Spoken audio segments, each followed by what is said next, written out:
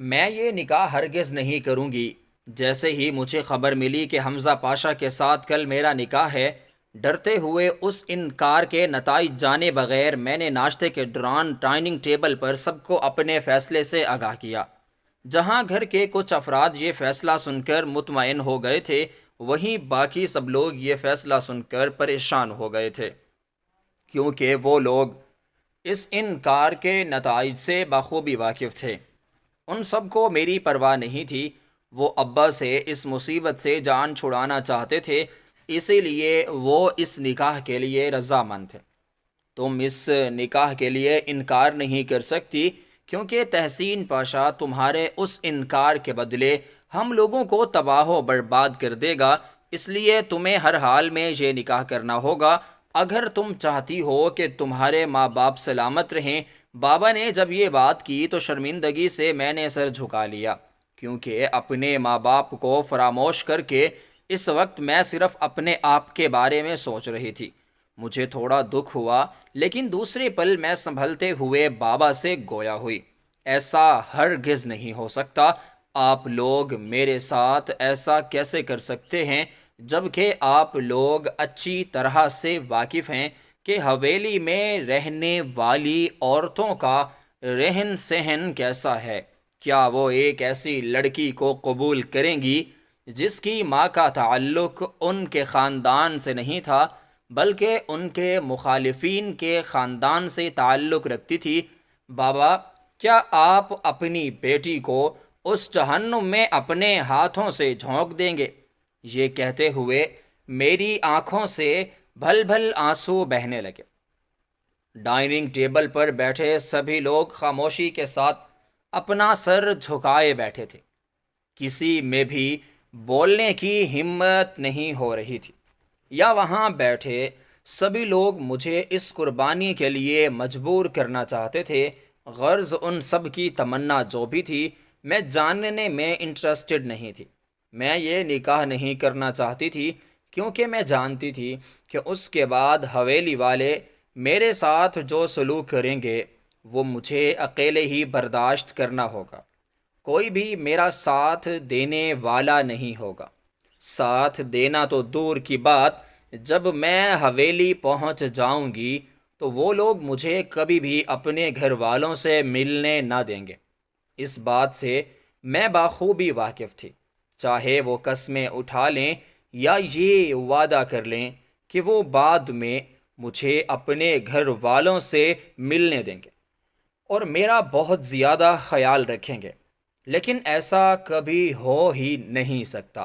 وہ ظالم حویلی جس نے اپنے وارثوں تک کو نہیں بخشا، وہ مجھ جیسی ایک عام سی لڑکی کو کیسے بخش دیں گے؟ جب سبھی لوگ مجھے اس رشتے کے اقرار پر مجبور کرنے لگے تو میں ناشتے کے بغیر ہی اٹھ کھڑی ہوئی۔ دادی اماں کہنے لگیں، بیٹا ناشتہ تو کر لو، خالی پیٹ گھر سے جانا ٹھیک نہیں ہوتا۔ لیکن میں نے ان کی ایک نہ سنی اور عجلت میں وہاں سے نکل آئی۔ چھٹی کے وقت جب ڈرائیور کی بجائے بابا مجھے کالج سے لینے کے لیے آئے تو میں سمجھ گئی کہ شاید وہ پھر سے مجھے اس رشتے کے لیے قائل کرنے کی کوشش کریں گے۔ چہرے پر بیزاری سجاتے ہوئے میں جلدی سے گاڑی میں آ کر بیٹھ گئی۔ سڑک پر بہت زیادہ رش تھا۔ بابا گاڑی کو بہت ہی آہستہ سے چلا رہے تھے۔ تبھی ان کے نمبر پر کوئی کال آئی۔ وہ کہنے لگے، میں ابھی آتا ہوں، میں بس راستے میں ہوں۔ یہ کہہ کر انہوں نے کال کاٹ دی۔ چونکہ ٹریفک بہت زیادہ جام ہو چکا تھا اور ہم وہاں سے گزر نہیں سکتے تھے، بابا نے ایک شارٹ کٹ اپنایا اور پیچیدہ راستوں سے گاڑی کو بھگاتے ہوئے جلدی سے گھر کی طرف روانہ ہو گئے۔ راستہ جتنا چھوٹا تھا اس سے بھی زیادہ گڑھے اس میں تھے۔ گاڑی کبھی جھٹکے کھا رہی تھی، گاڑی کبھی ہچکولے کھا رہی تھی۔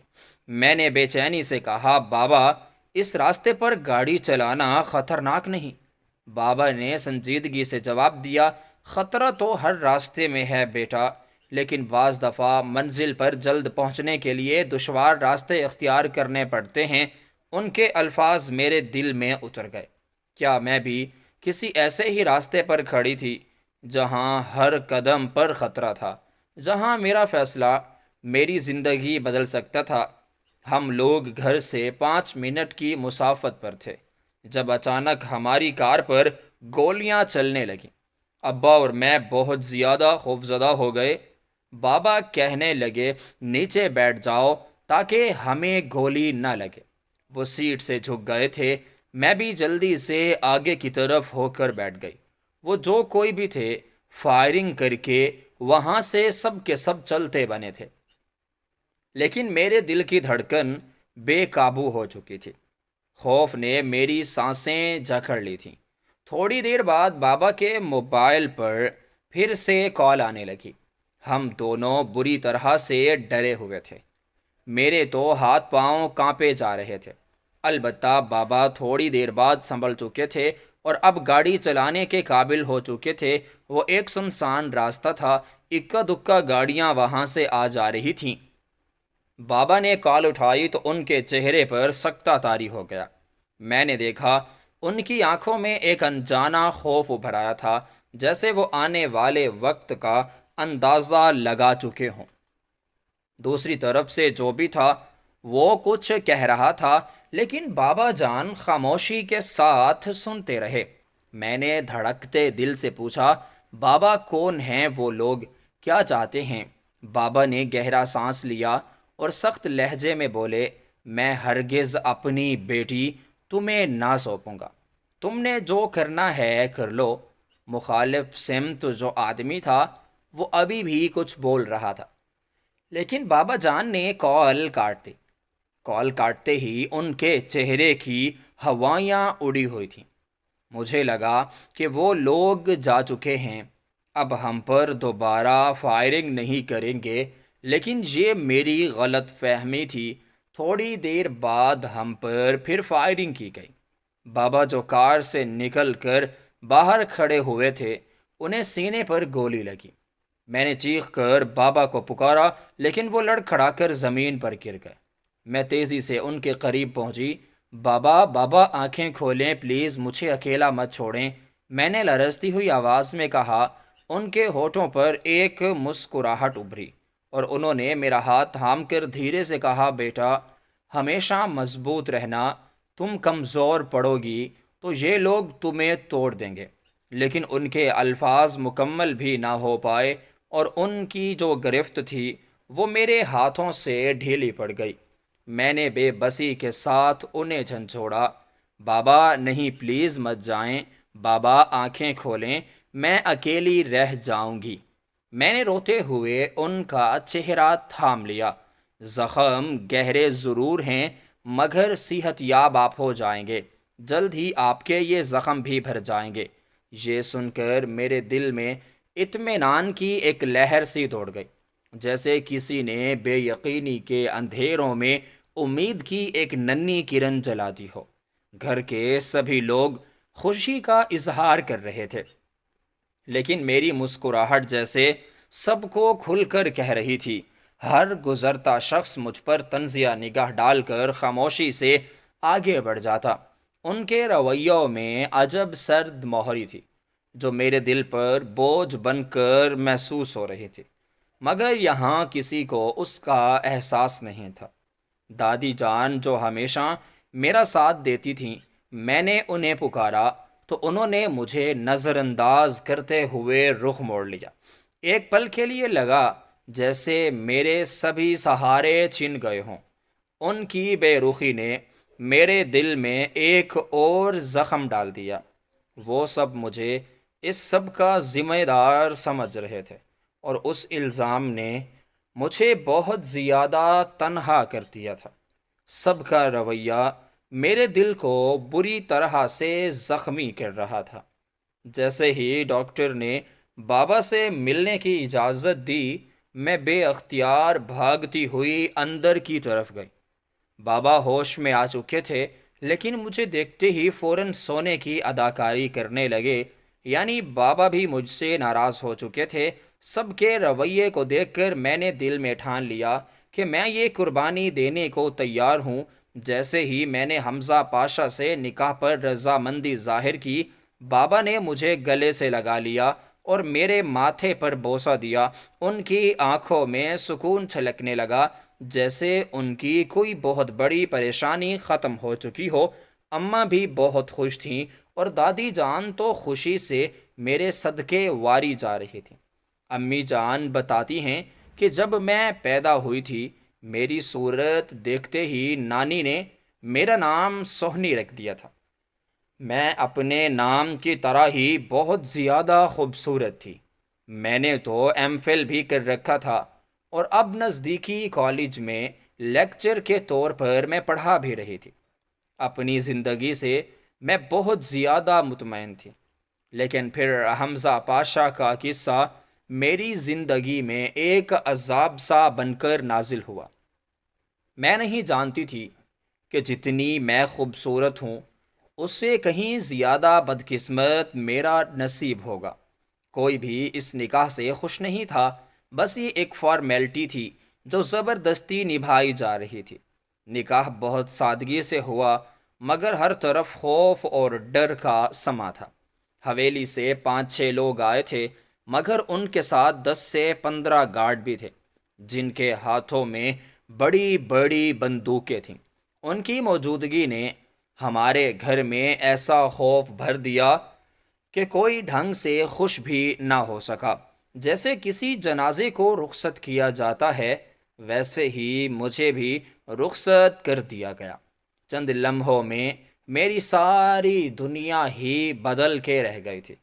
رخصتی سے پہلے دادی جان نے مجھے بہت سی نصیحتیں کی تھیں کہ کیسے میں ان لوگوں کے دل میں جگہ بنا سکتی ہوں تاکہ یہ نئی زندگی میری پرانی زندگی سے بھی زیادہ اچھی ہو، مگر میں جانتی تھی کہ سب محض تسلیاں تھیں، کیونکہ حقیقت میں میری زندگی پہلے جیسے کبھی نہیں ہو سکتی تھی۔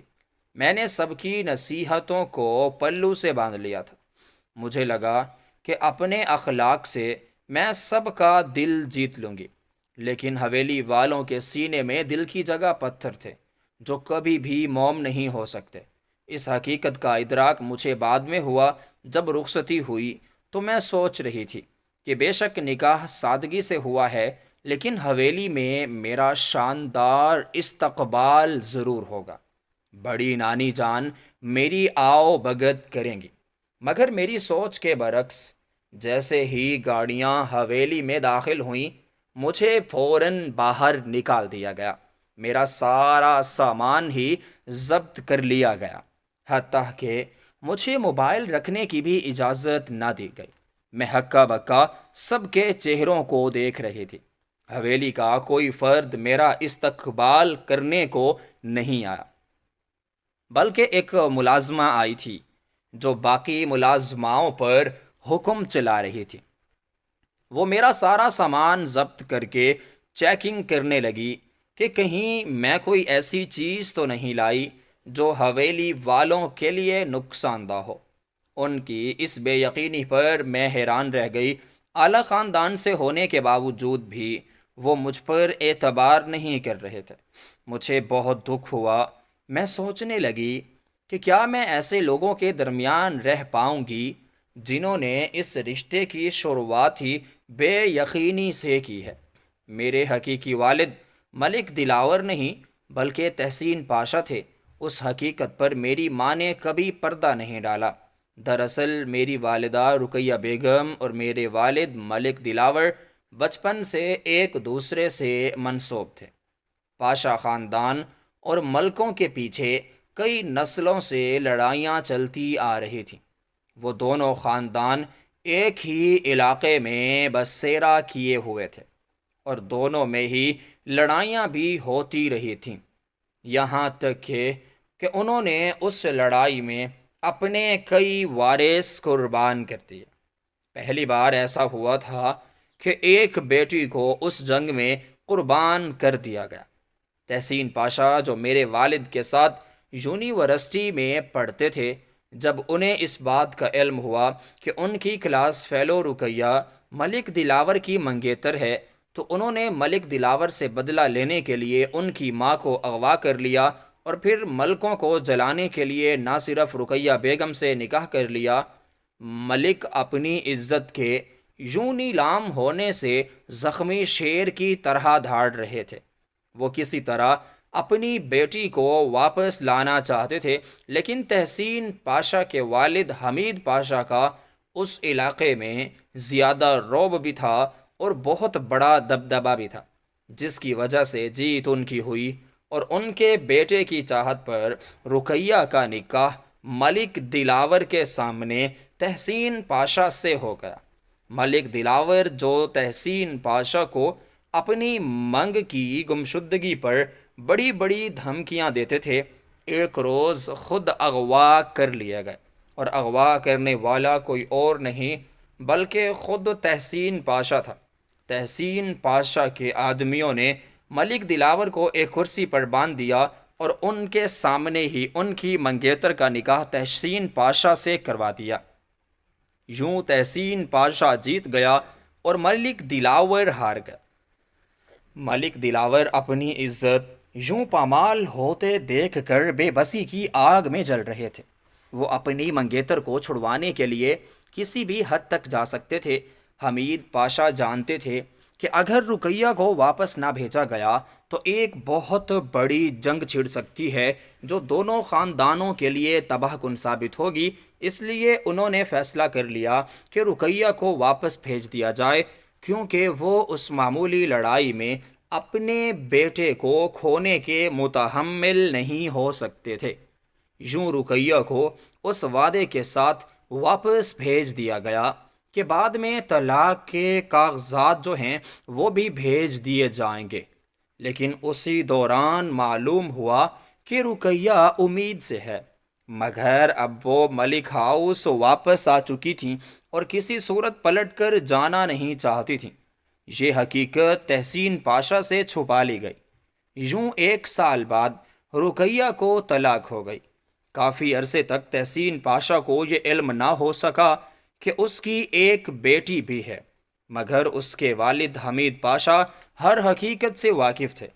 جیسے ہی تحسین پاشا کو کہیں سے یہ خبر ملی کہ اس کی ایک بیٹی ہے تو اس کے اندر کے باپ کی محبت جاگ اٹھی اور وہ کسی بھی قیمت پر اپنی بیٹی کو حاصل کرنا چاہتا تھا۔ یوں دونوں خاندانوں کے درمیان جو صلح ہوئی تھی وہ ایک بار پھر جنگ میں تبدیل ہونے لگی۔ حمید پاشا اس بگڑتی صورتحال پر پریشان ہو گئے اور بیٹے کو تسلی دینے کے لیے کہہ دیا کہ وہ ملک بشیر سے بات کریں گے کہ وہ اپنے بیٹے کو سمجھائے تاکہ تحسین پاشا کی بیٹی انہیں سونپ دے، لیکن ملک بشیر اس بات پر راضی نہ ہوئے۔ دونوں بوڑھے جو نسلوں سے چلتی اس جنگ سے تھک چکے تھے، اب صرف اور صرف بس صلح چاہتے تھے۔ دونوں کی رضامندی سے یہ فیصلہ ہوا کہ جیسے ہی سوہنی بڑی ہوگی، تحسین پاشا کے بھائی ریحان پاشا کے بیٹے حمزہ سے اس کی شادی کر دی جائے گی۔ یوں سوہنی اپنے خاندان میں واپس لوٹ آئے گی۔ ابھی وہ بچی تھی اور ماں کے بغیر رہنا اس کے لیے خطرناک تھا، اس لیے دونوں نے اس صورتحال کو مد نظر رکھ کر یہ فیصلہ کیا اور تحسین پاشا بیٹی کی جدائی سہنے کے لیے تیار ہو گئے۔ بعد میں تحسین پاشا نے دوسری شادی کر لی جس سے ان کے 3 بیٹے ہوئے، لیکن ان کے دل میں بیٹی کی کمی ہمیشہ انہیں اداس کیے رکھتی۔ انہیں بار بار اپنی بیٹی یاد آتی جس کا انہوں نے کبھی چہرہ بھی نہیں دیکھا تھا، اسی لیے وہ مجھے اپنانے کے لیے بے حد بے چین تھے، مگر میں اس شادی کے لیے بالکل بھی راضی نہ تھی۔ میں نے اماں سے حویلی کے وہ تلخ واقعات بھی کافی عرصہ پہلے سن رکھے تھے جب ان کا نکاح تحسین پاشا سے ہوا تھا اور ان پر ظلم کے پہاڑ بھی توڑے گئے تھے۔ یہ سب جان کر مجھے شدید خوف محسوس ہوتا اور یہی وجہ تھی کہ میں نکاح سے بھی انکاری تھی، لیکن اب بات میرے ماں باپ کی زندگیوں پر آ چکی تھی، اس لیے میں نے اس نکاح کے لیے ہاں کر دی۔ حمزہ پاشا اس نکاح پر کوئی اعتراض نہ کرے، اس لیے میرے حقیقی والد تحسین پاشا نے اپنی جائیداد کا ایک بہت بڑا حصہ میرے نام کر دیا۔ یوں حمزہ پاشا اپنی محبت کو بھول کر مجھ سے زبردستی یہ شادی کرنے پر مجبور ہو گئے۔ میری سوتیلی ماں مجھ سے شدید نفرت کرتی تھی اور ان کے سبھی بیٹے یہ سمجھتے تھے کہ میں نے ان کے حق پر ڈاکہ ڈالا ہے، مگر یہ سب میرے باپ کا کیا دھارا تھا۔ میں آج تک کبھی حویلی نہیں آئی تھی اور میرے والد کے علاوہ کوئی بھی مجھ سے ملنے نہیں آیا تھا۔ حمزہ پاشا نکاح کے بعد نہ جانے کہاں پر غائب ہو گیا تھا۔ میرے والد محترم اپنی انا کی تسکین کے لیے مجھے زبردستی حمزہ کے نکاح میں لے تو آئے، مگر اب انہیں اس بات سے دور دور تک کوئی سروکار نہیں تھا کہ حویلی کی عورتیں میرے ساتھ کیسا سلوک کر رہی ہیں یا ان کا رویہ میرے ساتھ کیسا ہے۔ وہ اپنی دنیا میں مگن رہتے تھے۔ کبھی کبھار حویلی آیا کرتے تھے تو ان سے ملاقات بھی ہو جاتی تھی، لیکن اکثر وہ گھر سے غیر حاضر ہی رہتے۔ ایک روز میرے والد تحسین پاشا ایسا سوئے کہ صبح اٹھ ہی نہ سکے۔ وہ میری زندگی کا سب سے تاریک دن تھا۔ والد کے ہوتے ہوئے مجھے نہ واپس جانے کی اجازت تھی، نہ موبائل استعمال کرنے کی، اور یہاں تک کہ حویلی میں رہنے کی بھی اجازت نہیں تھی۔ مجھے حویلی سے دور ایک کوارٹر میں رہائش دے دی گئی، جہاں پہلے سے ہی ایک ملازمہ اپنے 6 بچوں کے ساتھ رہائش پذیر تھی۔ اس کے ساتھ رہتے ہوئے مجھے بہت زیادہ تکلیف پہنچتی تھی، مگر میں کیا کر سکتی تھی؟ یہ سب سلطانہ بیگم کے حکم پر کیے جا رہا تھا، جو اس حویلی کی بہت بڑی تھی۔ وہ حمید پاشا کی بیوی تھیں اور حویلی میں انہی کا ہی حکم چلتا تھا۔ میں جو سوچ رہی تھی کہ حمزہ سے نکاح کے بعد میری زندگی کے بدتر حالات ہوئے ہیں، تو میں بہت غلط تھی۔ میرے باپ کے مرنے کے بعد حویلی والوں کا اصلی چہرہ مجھ پر کھلا۔ میری سوتیلی ماں سکینہ بیگم مجھے ہر روز ذلیل و رسوا کرنے کا کوئی بھی موقع اپنے ہاتھ سے جانے نہ دیتی۔ آتے جاتے مجھ پر طنز کرتی، بلا وجہ ایسے کام بتاتی جو نہ تو ضروری ہوتے اور نہ ہی میرے کرنے کے، بلکہ وہ دوسری ملازمین کے حصے کے کام ہوتے، مگر وہ یہ سب مجھ سے ہی کرواتی تاکہ مجھے زیادہ سے زیادہ تکلیف دے سکے۔ نکاح کے بعد حمزہ ہمیشہ کے لیے دبئی شفٹ ہو گیا تھا۔ اس نکاح کے لیے وہ صرف میرے والد کے دباؤ میں آیا تھا، ورنہ اسے اس رشتے سے کوئی سروکار نہ تھا۔ اسے اس بات سے کوئی فرق وغیرہ بھی نہیں پڑتا تھا کہ میں کس حال میں جی رہی ہوں، بلکہ اس نے تو آج تک مجھے کبھی دیکھا بھی نہیں تھا۔ بابا کے مرنے کے بعد ایک دن میں نے اپنی والدہ سے رابطہ کرنے کی کوشش کی، مگر سکینہ بیگم نے دیکھ لیا۔ پھر اس نے میرا ہاتھ ہی جلا دیا تاکہ میں دوبارہ اپنے گھر والوں سے رابطہ کرنے کی کوشش بھی نہ کر سکوں۔ حویلی کی تمام عورتوں کے نزدیک میری حیثیت صرف ایک نوکرانی کی تھی۔ وہ اپنے کام مجھے سونپ دیتیں اور پھر مجھے ذلیل ہوتا دیکھ کر خوش ہوتیں، کیونکہ میں ملکوں کے خاندان سے تھی۔ پچھلے 3 مہینوں سے مجھے اپنے گھر کی کوئی خبر نہیں ملی تھی۔ دل بے چین ہو رہا تھا۔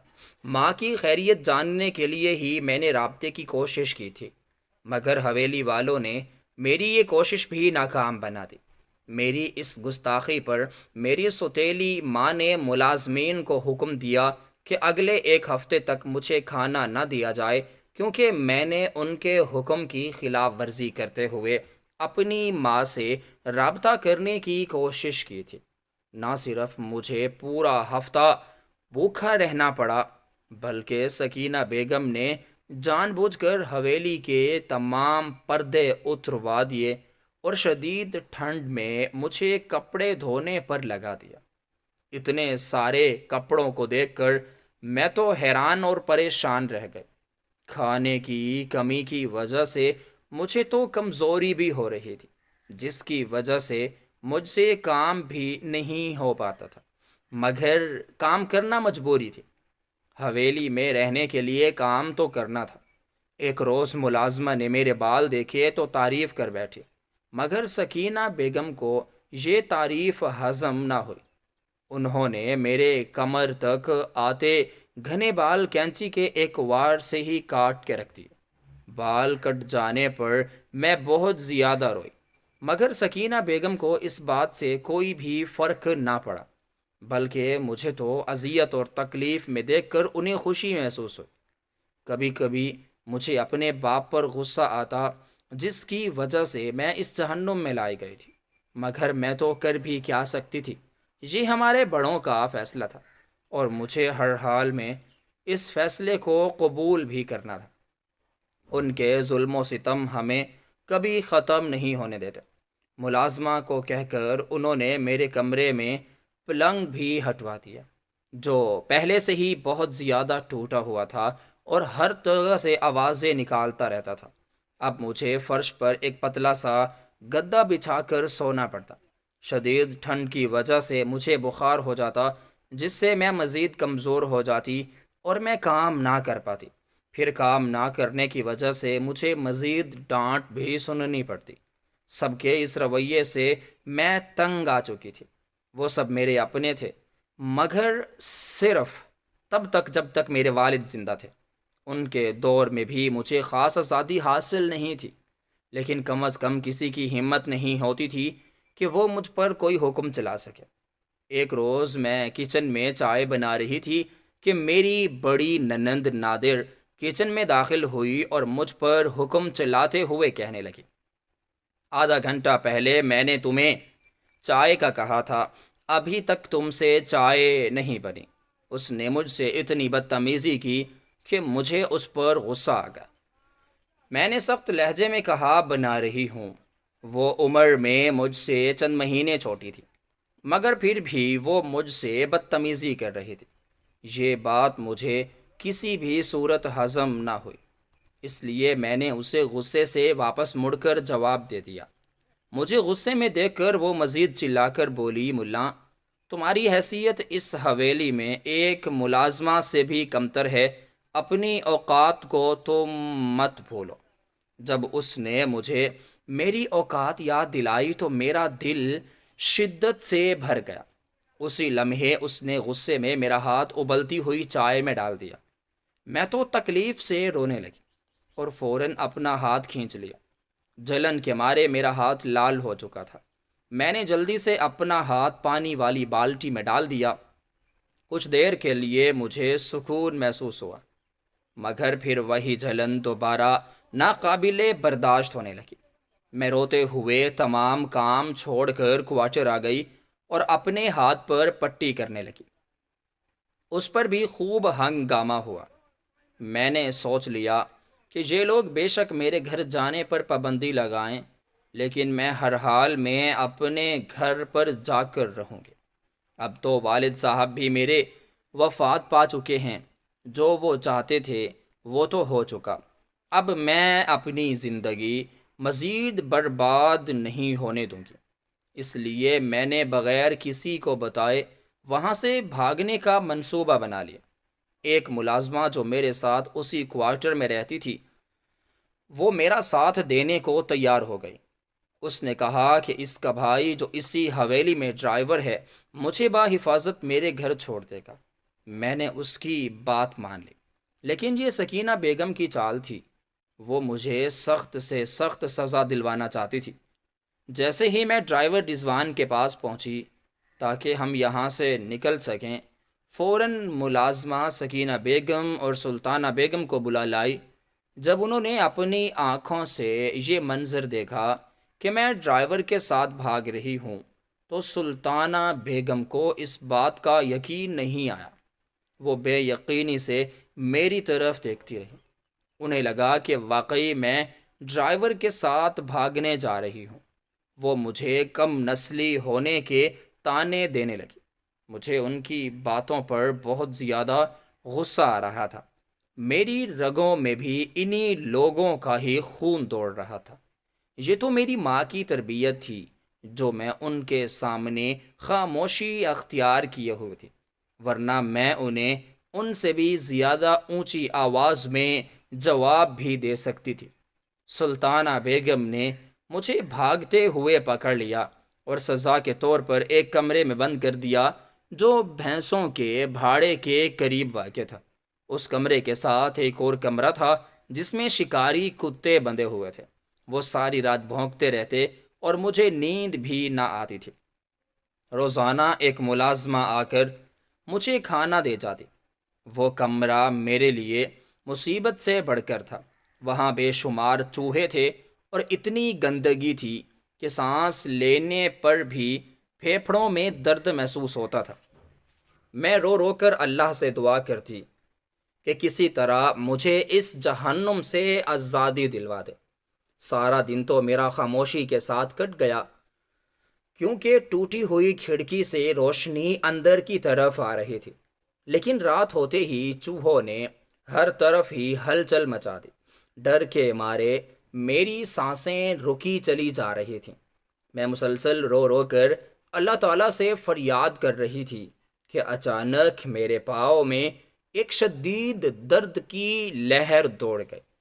پہلے ہی میرا ہاتھ جو تھا بہت زیادہ زخمی تھا، اب پاؤں پر نہ جانے کس چیز نے کاٹ لیا تھا کہ درد کی شدت سے میں دوہری ہوئی جا رہی تھی۔ شاید کوئی بچھو تھا۔ بچھو کے کاٹنے کی وجہ سے میں زور زور سے رونے اور چلانے لگی۔ باہر ایک ملازم جو سو رہا تھا ہڑبڑا کر اٹھا اور دروازے کی کنڈی بجاتے ہوئے پوچھنے لگا، بی بی جی سب ٹھیک تو ہے؟ لیکن میں نے انہیں کوئی جواب نہ دیا اور مزید زور سے رونے لگی۔ وہ سمجھ گیا کہ کچھ نہ کچھ تو گڑبڑ ضرور ہے۔ اس نے دروازے کے اندر والے سراغ سے روشنی مار کر دیکھنے کی کوشش کی، لیکن دروازہ کا تالا بند تھا، اس لیے وہ میری مدد نہیں کر سکتا تھا۔ وہ باہر سے ہی بار بار پوچھنے لگا، لیکن میں نے اسے کوئی جواب نہ دیا کیونکہ میں کسی طور پر بھی یقین نہیں کرنا چاہتی تھی۔ ملازمہ کی دھوکہ دہی کے بعد میرا کسی پر بھروسہ کرنے کو دل بھی نہیں چاہ رہا تھا۔ ساری رات درد کی شدت سے اور تکلیفوں سے میں روتی چیختی بلبلاتی رہی اور رو کر خدا سے فریاد کرتی رہی کہ مجھے اس جہنم سے نجات دلوا دے۔ رات کے آخری پہر ایک بار پھر کسی چیز نے میرے پاؤں پر کاٹ لیا۔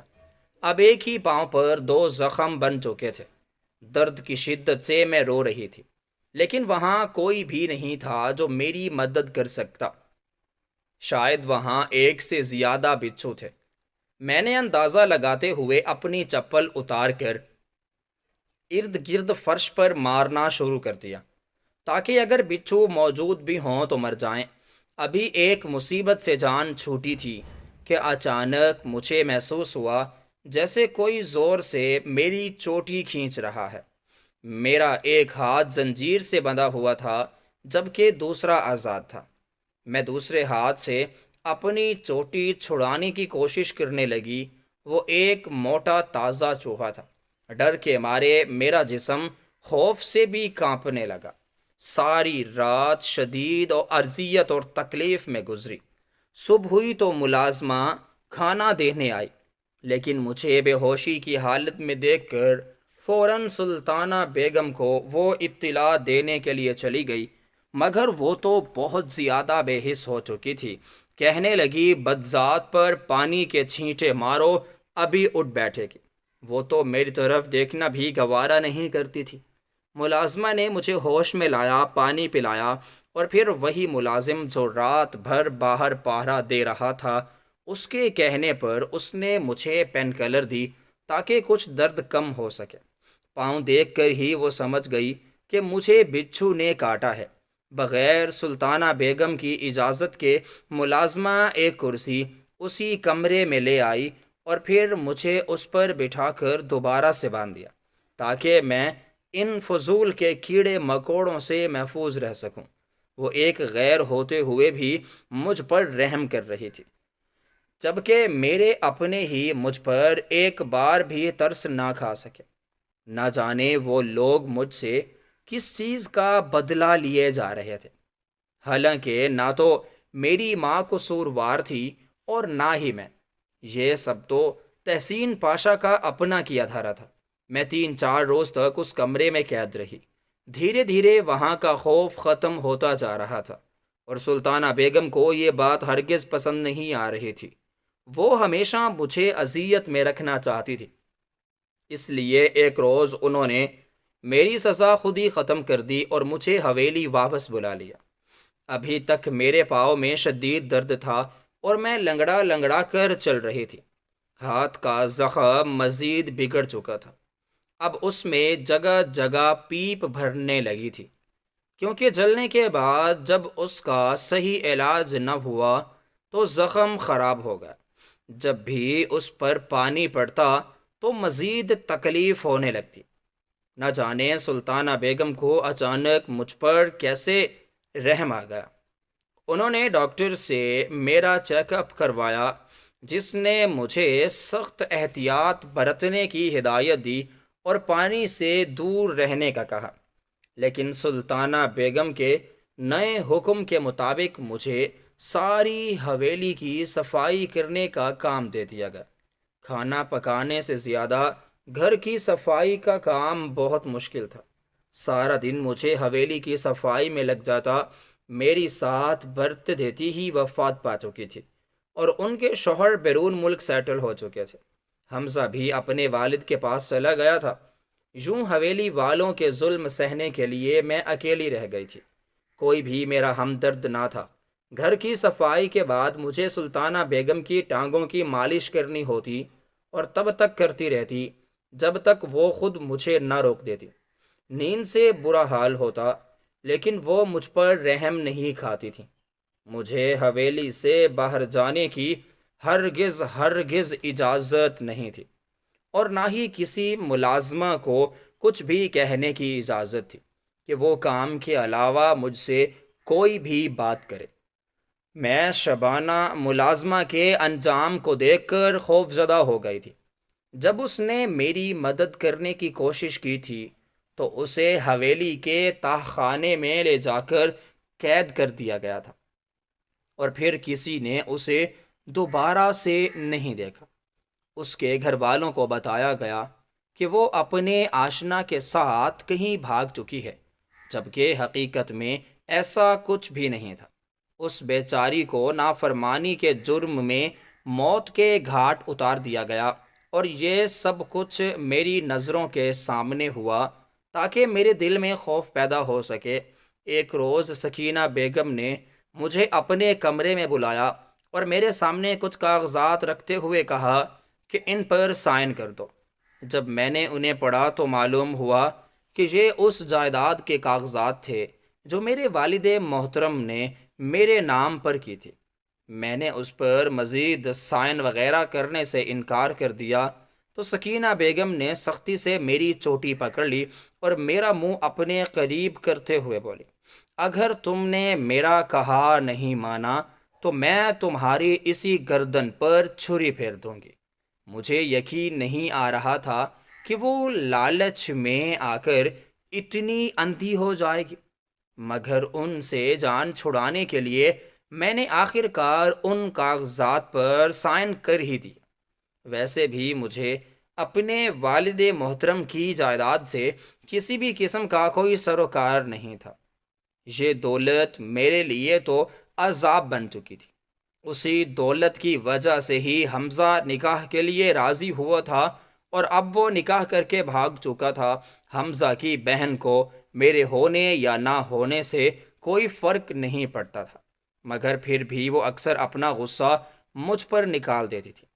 حویلی والوں نے مجھ پر اتنے ظلم و ستم کیے تھے کہ اب میرے منہ سے ان کے لیے صرف بد دعائیں ہی نکلتی تھیں۔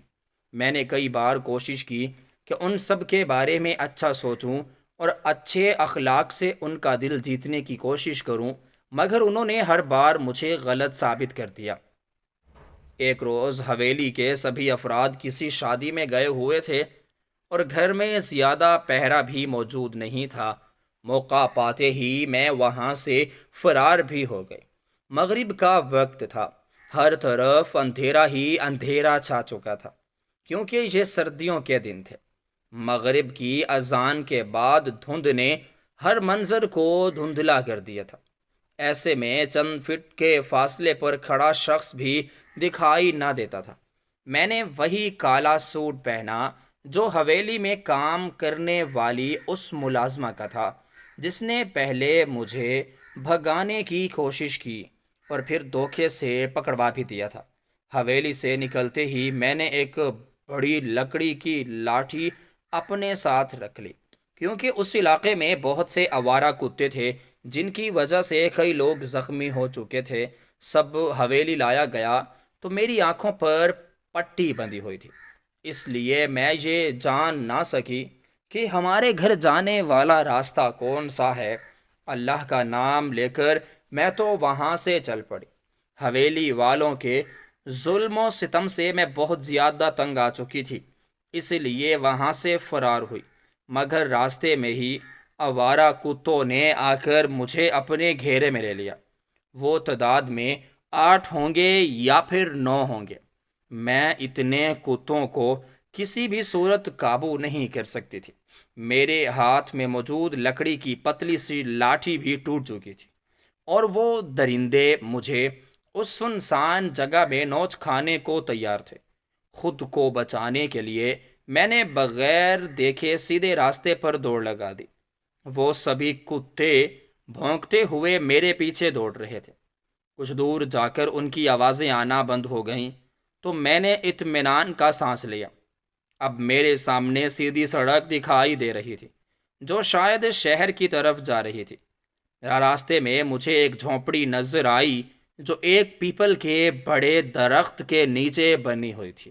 میں فوراً وہاں چلی گئی، کیونکہ مجھ میں مزید چلنے کی ہمت بھی موجود نہ تھی۔ دوسرا، مجھے یہ خوف بھی تھا کہ کہیں حویلی والے مجھے ڈھونڈ نہ لیں۔ یہی سوچ مجھے اندر تک خوف زدہ کیے جا رہی تھی۔ میں جھونپڑی میں داخل ہوئی تو یہ دیکھ کر میں بہت زیادہ حیران رہ گئی کہ ایک نوجوان آدمی جس کی عمر تقریباً 26 برس ہوگی، جائے نماز پر بیٹھا دعا میں مشغول تھا۔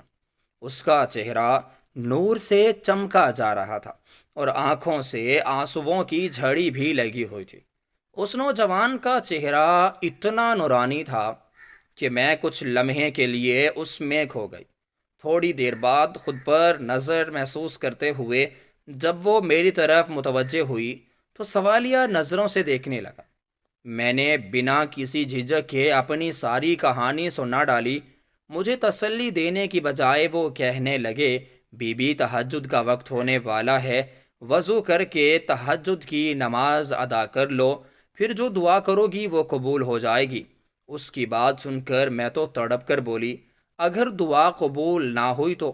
وہ مسکرا کر کہنے لگا، جتنی شدت کے ساتھ دعا مانگو گی اتنی جلدی قبول ہو جائے گی۔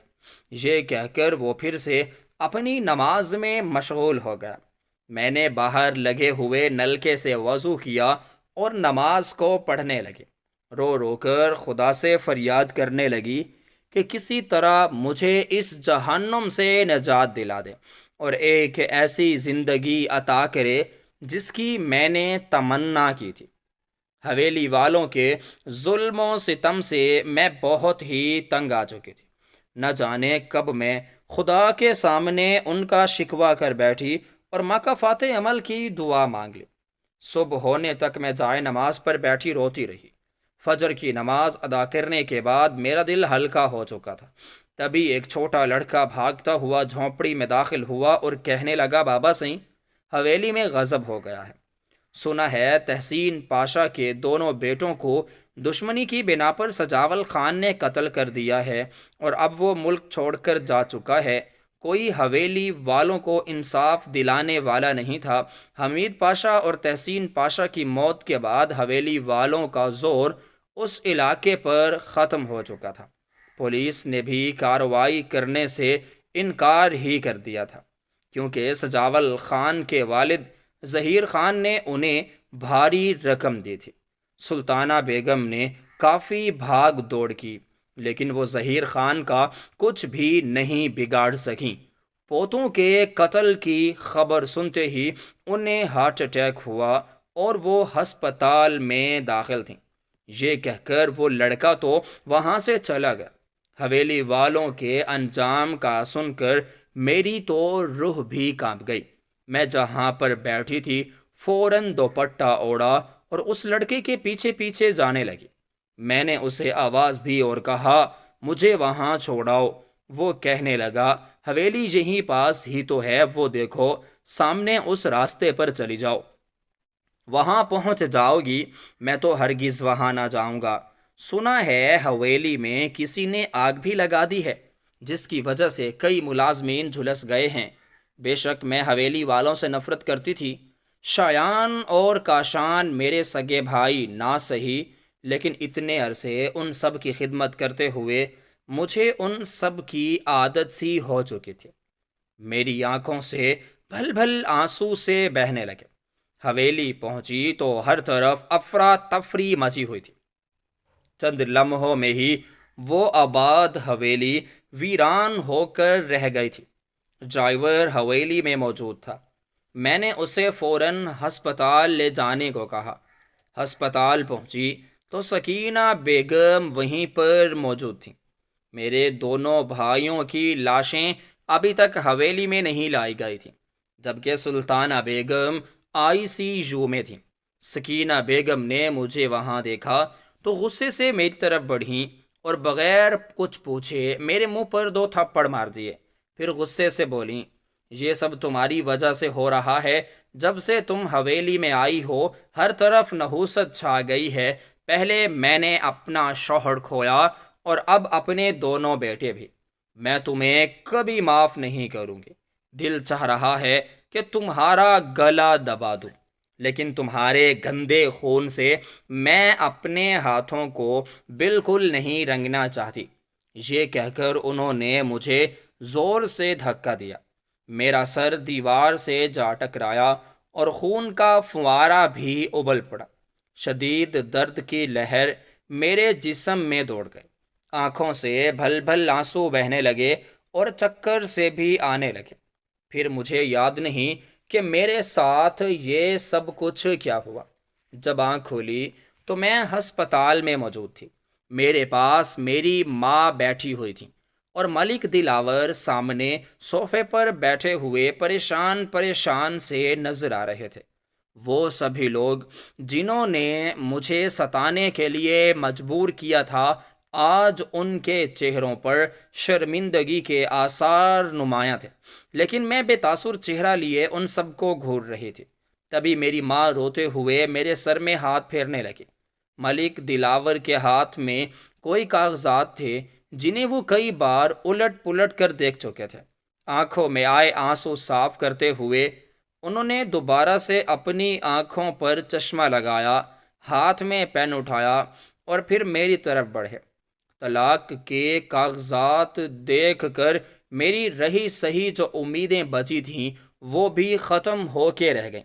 میں روتے ہوئے اپنی ماں کی طرف دیکھنے لگی تو میری ماں نے نظریں جھکا لیں اور پھر وہاں سے اٹھ کر جانے لگی۔ جب میں نے جلدی جلدی سے ان کا ہاتھ پکڑا اور انہیں کہنے لگی کہ اب کہاں جا رہی ہیں آپ نے مجھے اس نکاح کے لیے کتنا مجبور کیا تھا۔ اس نکاح کو بچانے کے لیے میں نے ان حویلی والوں کا ہر ظلم، ہر زیادتی برداشت کی، اور آج مجھے صلے میں کیا ملا ہے؟ یہ طلاق نامہ۔ یہ کہہ کر میں رونے لگی۔ اماں بھی رو رہی تھی۔ ملک دلاور کی آنکھوں میں بھی آنسو تھے۔ اس سے پہلے کہ میں ان کاغذات پر سائن کرتی، ویل چیئر پر بٹھا کر سلطانہ بیگم کو میرے کمرے میں لایا گیا۔ ان کی طبیعت بہت خراب تھی، لیکن ان کے اصرار پر ہی انہیں میرے کمرے میں لایا گیا۔ میں جلدی سے اٹھ کر ان کی جانب بڑھنا چاہتی تھی، لیکن ابھی ڈرپ لگی ہوئی تھی، اس لیے میں بیڈ سے اتر نہیں سکتی تھی۔ میں جہاں پر بیٹھی تھی وہیں پر بیٹھی رہی۔ وہ آتے ساتھ ہی مجھے کہنے لگیں کہ میں ان کاغذات پر دستخط نہ کروں، کیونکہ ان کے اصرار پر حمزہ پاشا واپس حویلی لوٹ رہے ہیں اور وہ اس رشتے کو نبھانا چاہتے ہیں۔ اپنے باپ کے کہنے میں آ کر انہوں نے یہ نکاح کیا تھا تاکہ چچا کی دولت حاصل کر سکیں، مگر اب انہیں اس دولت کی دور دور تک کوئی پرواہ نہیں ہے۔ وہ اپنی مرضی سے یہ رشتہ بچانا چاہتے ہیں۔ میں نے نفرت سے سلطانہ بیگم کی جانب دیکھا اور پھر بغیر کچھ سوچے سمجھے ان کاغذات پر دستخط کر دیے جن پر پہلے سے ہی حمزہ پاشا کے دستخط موجود تھے۔ سلطانہ بیگم اور اس کمرے میں موجود سبھی لوگ مجھے روکتے رہے، لیکن میں نے ان کاغذات پر سائن کر کے خود کو ہمیشہ ہمیشہ کے لیے اس بے نام رشتے سے آزاد کر لیا۔ میں اب مزید اذیت نہیں سہنا چاہتی تھی۔ اپنے والد کی وجہ سے میں نے اس نکاح کو برقرار رکھا اور حویلی والوں کا دل جیتنے کی بھرپور کوشش کی، لیکن ان سب کو یہ بات کسی بھی صورت راس نہ آئی۔ اب میں واپس اس جگہ نہیں جانا چاہتی تھی جہاں میری عزت نہ ہو۔ زندگی میں پہلی بار میری والدہ نے میرا ساتھ دیا اور اس رشتے کو نبھانے پر داؤ نہیں دیا، بلکہ میرے فیصلے پر بہت زیادہ خوش ہوئیں۔ چند دنوں میں ہی میری حالت ایسی ہو گئی تھی کہ میں پہچاننے میں بھی نہیں آ رہی تھی کہ میں وہی سوہنی دلاور ہوں جو 5 مہینے پہلے ہوا کرتی تھی۔ زندگی کبھی کبھی ایسے امتحان میں ڈال دیتی ہے جہاں رشتے، عزت اور برداشت سب کچھ آزمائش بن جاتے ہیں، مگر یاد رکھو اپنی عزت نفس اور خوشی کے لیے لیے گئے فیصلے ہی اصل کامیابی ہوتے ہیں۔ جو رشتے محبت، عزت اور خلوص کے بغیر ہوں انہیں نبھانے کا بوجھ خود پر مت ڈالو۔ بعض اوقات خود کو آزاد کر لینا ہی بہترین انتقام اور سب سے بڑی جیت ہوتی ہے۔